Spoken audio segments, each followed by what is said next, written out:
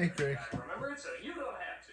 We got two films to review today, kids. The goofy 1980s classics Short Circuit and Short Circuit 2. A strange couple of films about an annoying robot, an obnoxious actor, and a racist stereotype.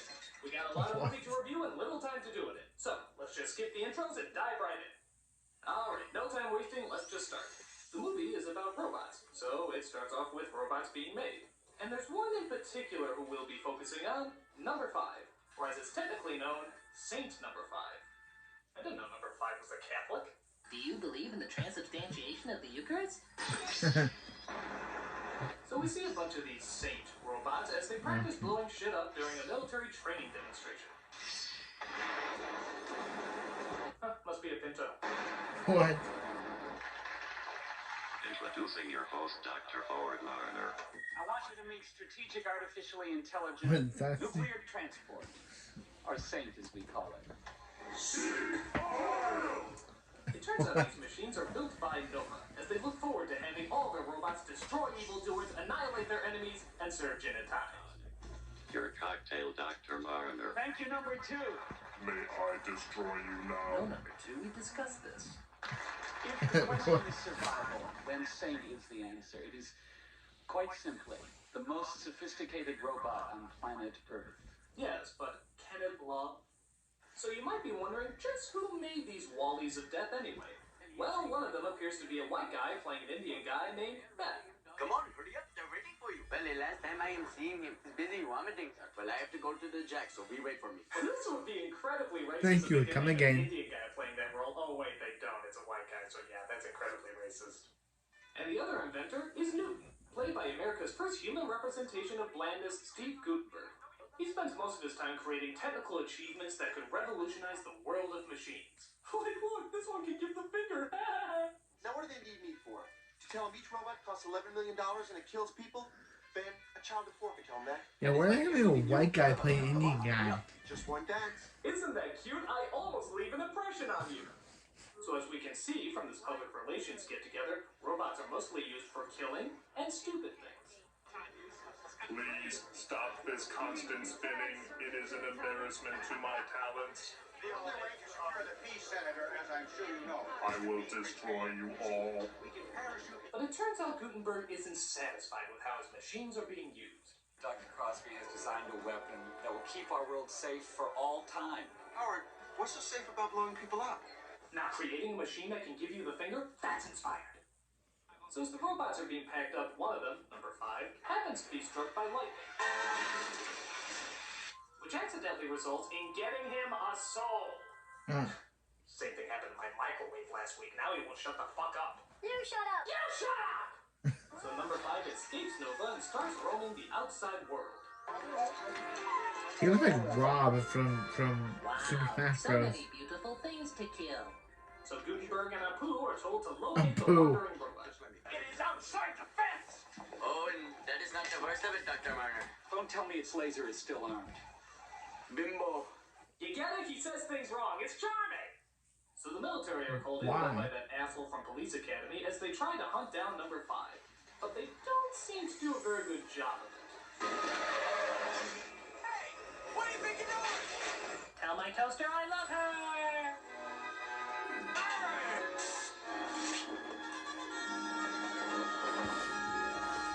What the hell is this guy? James Bond? James Bond.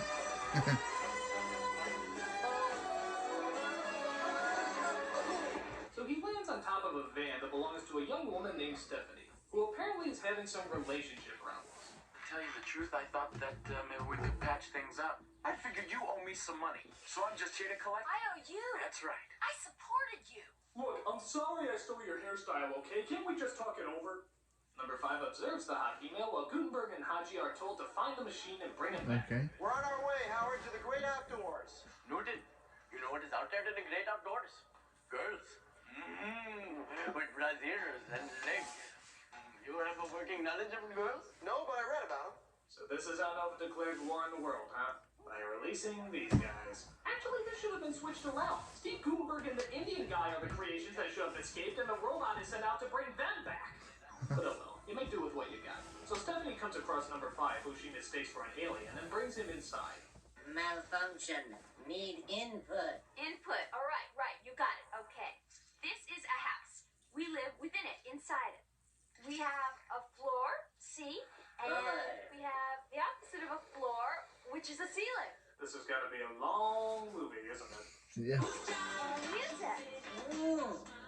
And look at this. This don't be like Hello Doug where she wants to sleep with. Kit is terrible. Input. I'm giving you great input. More input. More input. Ah, input. More input. I have an addiction. Input. So he searches around the house for more input, but begins to become a little grating for dear Stephanie.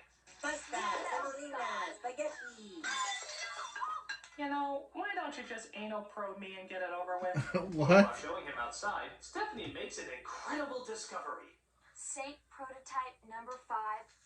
Nova Robotics, Damon Washington, you're a robot? Adore Yeah.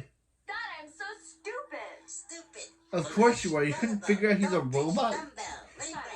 Shut up. Silence. Hush. Sit on it. Dialogue, force, contrive, annoying, make, stop, please. You couldn't figure out he's a robot from his entire appearance? But that doesn't stop them from still having a few tender moments together. Listen, I just called Nova, and they're coming out to get you. They're going to give you a tune-up. Tune up. You know, take you apart, find out which screw is loose. Disassemble. Jump. Oh, that's great, okay. Yay! Wire work. Grasshopper disassemble. Reassemble. Huh? Reassemble. Reassemble, resurrect, Necronomicon, ex mortis. I can't reassemble him. You squashed him. He's dead. Dead. He suddenly comes to the conclusion what disassemble means. Squash. Dead. Disassemble. Dead. Disassemble. Dead. Hey, slow down. Hey. Excuse me, Stephanie, just having a freak out. So he drives off in the car and Stephanie desperately tries to calm him down. Bicep. Okay. Quickly. They're right. They're right. Crash, road rage, vehicular manslaughter, disassemble the world! So after they finally stop the car, number 5 and Stephanie come to a stunning revelation. Talk about a malfunction. Not malfunction, Stephanie. Number 5 is alive. So Gutenberg and Papadam arrive at the scene as they are shocked to discover that number 5 was driving the whole time. There's no way my robot could have driven. You calling me a liar? No, but maybe you have amnesia. I'm funny! Really? So they decide to bring the robot out and let him explain that he really is, in fact, alive. Okay, now, you just tell them what you told me. Number 5, not just robot. Hey, you're upstaging my big cinematic moment. Yeah. Academy Award-winning performance. Lost! Another one dead. Damn it, stop! Hold your fire! Hold your fire! I cut all its power. You can load it on the truck now. What the hell is the matter with you, you four-eyed idiot? Here we're trying to blow shit up and you come in trying to do Whatever the sensible scene. things. Whatever the So they scene. load him onto the truck and reassure Stephanie that they will never see them again. Bye-bye, Goofy Woman. I enjoyed repeatedly throwing you to the ground. Yikes. So they drive number 5 away when suddenly...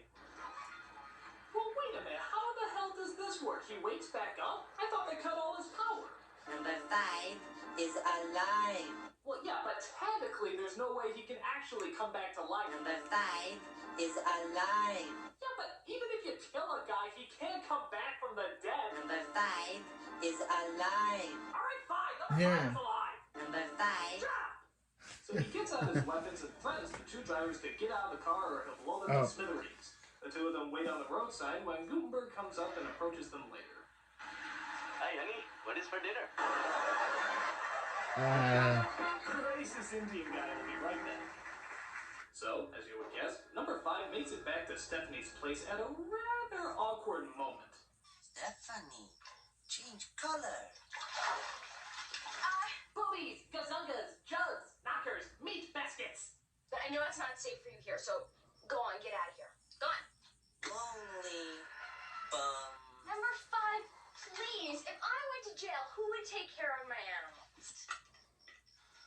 What are you doing? A can of soup. A meal in itself. All right. You can stay, but just for tonight. I guess you had me at soup.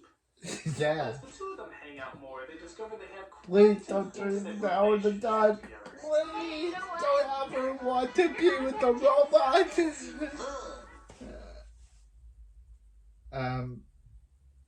Copyrighted music, I guess.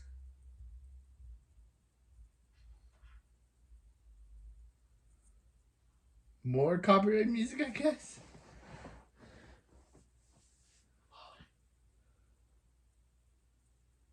What is going on? He's like a mix between a vibrator and a man who can't get me pregnant. This is every woman's dream come true. So Stephanie agrees to talk with Gutenberg at a safe location as long as he comes alone with no military. Number 5 comes with, but unfortunately more sync robots have been sent out to destroy it. Stay where you are. Number 5. Wow, what great military design. They can destroy trucks, jeeps, tanks, but when it comes to mud, that's when they all fall apart. Oh yeah, and rocks. Mud and Yeah. rocks. That seems to be the only weaknesses of these super destructive killing machines. I guess. Fire. How can they keep missing? Were there different companies that built these pieces of shit? Hi, I'm a Mac. And I'm a PC. I can't do crap. That whacks you up, you wascally robot. I have plenty more in my lame impressions file. So he bursts into the bar and takes Stephanie away, running from the evil military. Come, Stephanie. We jamming. So just keep on trucking. Who's the boss? I pity the fool. Shorty, you set me up. Harvey, I'm telling you right now, this little fart of a robot is beginning to give me the red ass. Don't make me chew my own teeth. So Stephanie tries one more time to reason with Gutenberg that number 5 is alive by meeting him in the desert. He tries to think about how he can logically prove that he's a living being by telling, what else? A joke. There's a priest, a minister, and a rabbi.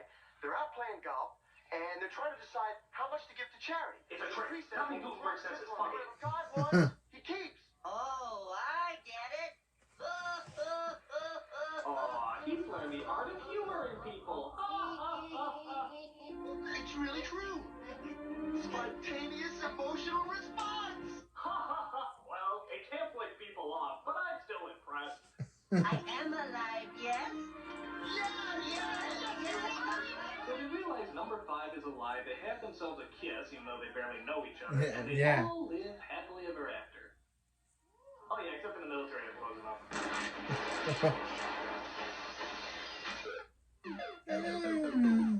Number 5!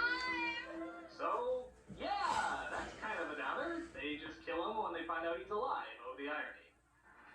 But wait a second. He comes back to life. Number 5? What? He made a duplicate of himself from all these spare parts. Surprise! Twist ending! Improbable plot point! Deus ex machina. So they all ride off to live in the acres of Montana, and then they finally live happily ever after. Right? That is until Short Circuit 2. Oh. Unless it's titled Judgment Day, I really don't care. Oh. So in the sequel, we're fortunate enough to be spared the eternal blandness of the Gutenberg performance, but we're still lucky enough to get... Oh, really? This is a highly sophisticated robot. He's still in this? Oh, the Indian guy's now selling goods on the street. That isn't racist at all. Yeah. So it turns out Ben is the hero of this version, God help us, as the idea head of a toy company sees his little robots and offers him money to make more. I guess the... Maybe 50 piece? Oh no, I'm only I guess the funny guy and the girl didn't want to be in this one. Can't possibly go wrong. So he teams up with another street merchant named Fred. Why is As he actually manages to get a factory to manufacture all the toys. why is he the main character of this and not number 5? Yeah, I want to cuddle that. On top of that, there's also bank robbers who plan to dig under the factory to Of steal course. valuable jewels. So they politely ask our 2 heroes to leave. Well, that's not politely. Is the nicest way a crowbar can ask. So, with everything destroyed, how can they rebuild the toys? Well, their solution comes a knocking at the door. And enough deliveries for one day, pal. Stand back. I have a leg and half a vagina. It's a package. And what should be in the package, but... Number 5. Catchphrase spewing robots. But wait, what the hell is he doing there anyway? Oh, listen. Dear Ben, we decided that the only way we could help was to send number 5. He can build your toy robot. Oh. But you know how crazy he is for input, so please keep an eye on him. Good luck. Love, Stephanie and Newton. Oh, come on. If you're gonna do that, you might as well tell them the real reason that he's there and they're not. Dear Benjamin, we're too busy and expensive to be in your spin-off. Steve is making a movie with a dog and a dolphin, and I'm starting a lackluster TV career. So we sent you this robot. Yeah. Please make a movie about him. Bye. Unacceptable. So, of course, number 5, or Johnny 5, as he wants to be called now, goes to work. Johnny 5. Johnny 5. Like, I can't help it. I'm in a panic. I'm frantic. what was the point of this if you couldn't get the original cast back? This scene will look great in the trailer. Even though 5 is happy to see Ben again, he can't help but feel like he's not one of the crowd. Fisher is a ventriloquist dummy. He isn't alive. I'm alive. I'm a human being like you. Fisher is made of paper mache and wood, and except for pretend, Fisher doesn't have feelings. I have feelings. Wow, Mr. Rogers is an asshole. So Johnny 5 gets restless and starts roaming the city. And if you thought the Indian guy was a horrible racist stereotype, just wait till you see this. Los locos kick your ass! Los locos kick your face! Los locos kick your balls into Now they're doing It's Mexicans. the Dominican, Cuban, Mexican gang. And you better watch out, for they have nunchucks. A fellow chucker, eh? So through some slang bag talk, Los Loco tricks Johnny 5 into stealing about a dozen car radios. Yeah, Johnny 5 is an outlaw now. Fuck that, man. Where my strap? Fuck that shit, man. Meanwhile, back at the factory, Ben is not very happy that Fred let Johnny out.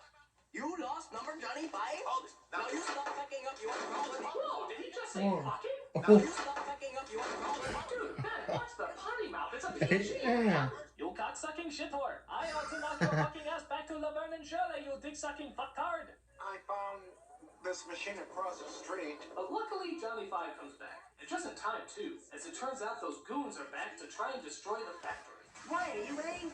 Why try to disassemble Johnny 5?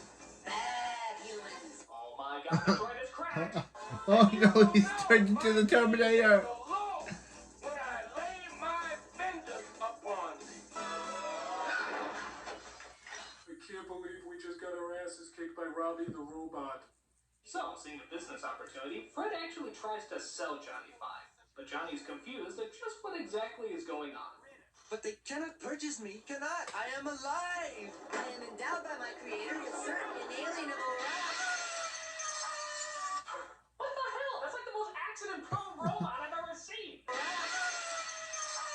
It's like, hey Johnny 5, you wanna take out the garbage? You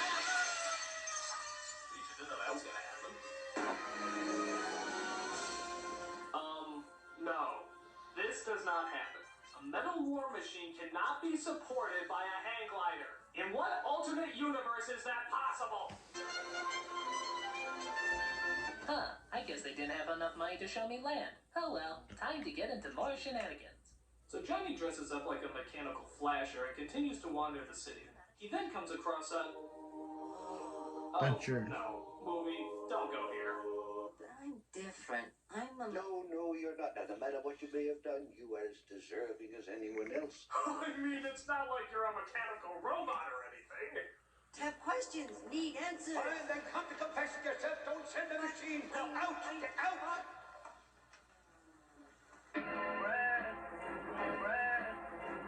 So believe it or not, Johnny 5 actually gets arrested and put in jail. Just for the crime of living. Alright. Oh. This is your last chance. I need an adult!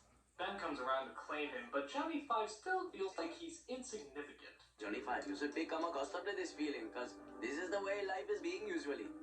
Since I am leaving India, I too am very much... Wait a minute. You're from India? So Ben explains that he actually has a crush on the woman who's selling their toys. And he he too feels the loneliness that Johnny 5 is going through. I can help you. Oh, no, no, no. I am completely unhelpable. I cannot be a fast-talking, socially type person. But in the bookstore, I scan many megabytes on male-female relationships. I could give you input. I have a lame 80s sitcom solution. So Johnny 5 decides to give Ben some advice from a mechanical side while Ben goes on a date with Sandy. But obstacles seem to keep getting in the way. And all the guys I ever met were exactly the same way. Just talking about themselves. Don't get it at all. Okay, God, you're the boss. But their cover is blown as Ben confesses to Sandy what he was doing the whole time. You mean you've had someone prompting you? Yes. So that's what's been going on. You've been trying so hard. Ben, the expense alone. It's really sweet. That's the creepiest thing I've ever heard in my life. Yeah. You're charming. So Sandy likes this strange stalker moment and decides to give Ben a chance. The date was such a success. We talked, we danced, we drank. Usually people like. We did page 37 of the Kama Sutra. But the bad guys are back as they kidnap Ben and Fred and lock them in a Chinese restaurant. Johnny 5 is distracted as their leader, named Oscar, convinces Johnny 5 to dig through the factory and into the vault. Number 5 is a moron. Meanwhile, through a really complicated series of explanations, Ben can only contact Sandy through phone bleeps. Not only does Sandy figure out that it's Ben, but she actually realizes he's in trouble, follows the songs that he's playing through the bleeps, and interprets them as directions. This woman's a toy maker? She should be a fucking CSI! So Johnny 5 breaks in and gets the jewels for Oscar. Why is his name Johnny 5? Tell somebody, I guess. Oscar That seems like a name that they would use. Johnny 5 gets the drop. That was like a name that they use on the Umbrella Academy. Oscar, enlighten me. Why try to disassemble Johnny 5? Yeah, he's secretly from the Umbrella Academy. Oh, shit, they're making him bleed? Not disassemble. I'm alive. No, please. I'm alive. No, do not kill me.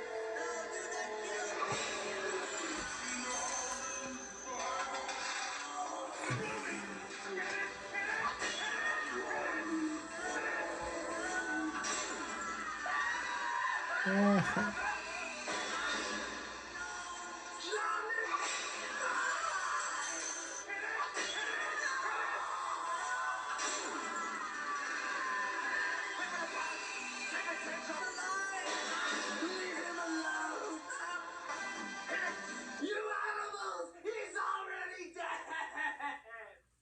So after that fatal blow to your childhood memory, we see Sandy rescue the guys, but then ironically get caught again by the police. Fred manages to escape and goes looking for Johnny 5. Oh, what? He's gonna be like all busted up or something? Is he gonna be limping or talking funny or...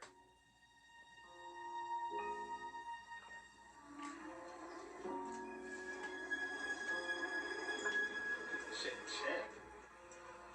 He was going to be resurrected in the last film, but this film, they completely forgot that idea, and he's able to just be destroyed. This kid's so freaking sad! This isn't Angela's ashes, it's fucking Short Circuit! Get a sense of humor!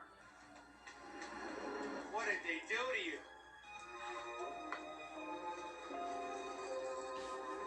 Oh good, maybe he'll write something uplifting, like, still alive, or hopeful, or... Oh god! What the hell is wrong with this movie? Did the film just go off its meds or something? I mean, lighten up! So Fred actually does a fairly decent job getting number 5 back together.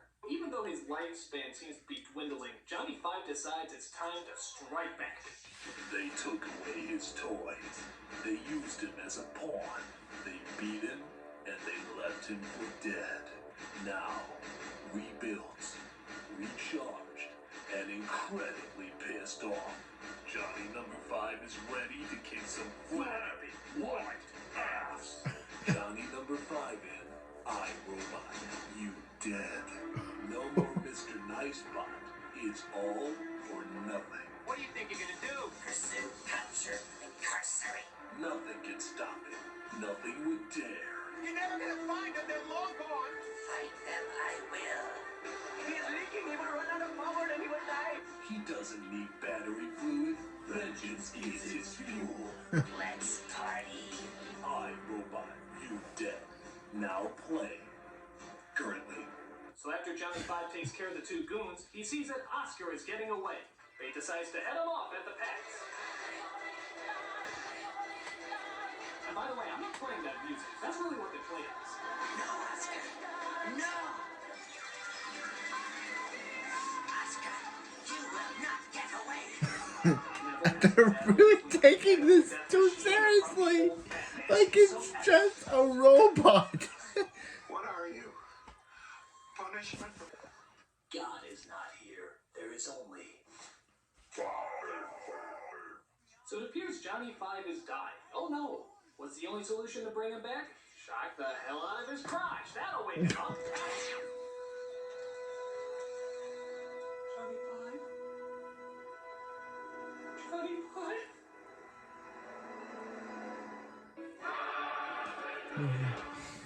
So not only is Johnny Five brought back to life, but he's given a new golden C-3PO yeah, suit PC3. and actually Yep, sworn now in he. as an American citizen. What? He's C-3PO and American citizen? Mr.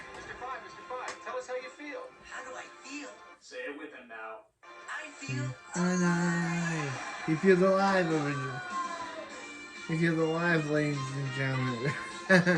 And that's Short Circuit 1 and 2. Phew, what a rush. So, how do these movies hold up? Well, I have to be honest. While they aren't technically bad movies, I do have to admit I actually do kind of enjoy them. Johnny Five is actually kind of likable, and even Ben, for as racist as he is actually kind of likable too. It's a guilty pleasure to say the least. It's silly, but it's an enjoyable kind of silly. Now, if you'll excuse me, I still have some issues to settle with my microwave leaving the lights on last night. It was your turn, Dick Munch. Don't start with me! I'm the nostalgia critic, I remember it, so you don't have to. Remember how full of shit you are. Oh, you know what? Give me a reason! Give me a reason!